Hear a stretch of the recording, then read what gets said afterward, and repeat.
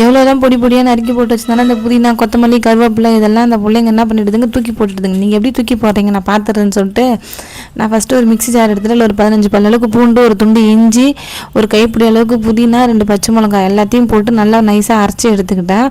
அரைக்கும் போது ஒரு சம்பவம் பண்ணிட்டேன். நான் ஜாரை சரியாக மூடிட்டு இருக்கும் பொழுது அது என்ன பண்ணிடுச்சு, எல்லாத்தையும் தூக்கி செவுத்தில் அடிச்சிடுச்சு.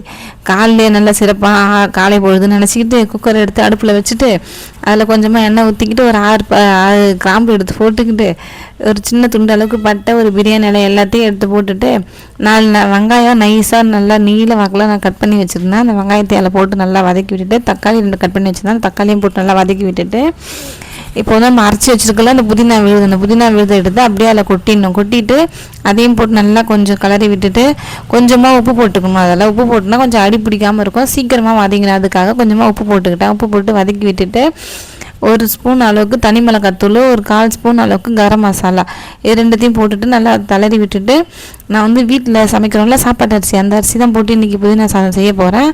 நான் வந்து 2 கிளாஸ் அரிசி எடுத்து ஊற வச்சுருக்கேன் கழுவி. அதுக்கு வந்து 4 கிளாஸ் தண்ணி ஊற்றிட்டு ஒரு 1/2 லெமன் பிழிஞ்சு விட்டுக்கிட்டு நல்லா சுத்தமாக கழுவி எடுத்து வச்சுருந்த அரிசியை எடுத்து அதில் கொட்டி நைஸாக கிண்டி விட்டுட்டு நான் அப்படியே குக்கர் மூடி வச்சுட்டு விசில் போட்டு ஒரு 3 விசில் விட்டதுக்கு அப்புறமேட்டு நான் அது ஆறுனதுக்கப்புறம் அதை ஓப்பன் பண்ணி தட்டில் எடுத்து வச்சு பார்த்தா சூப்பராக இருந்தது சாப்பாடு. இன்றைக்கி இதுக்கு சைட் டிஷ்ஷாக மீன் மேக்கரும் ஆனியன் ரைத்தாவும் தான் செஞ்சுருந்தேன். இதுதான் இன்றைக்கி lunch box recipe. Thanks for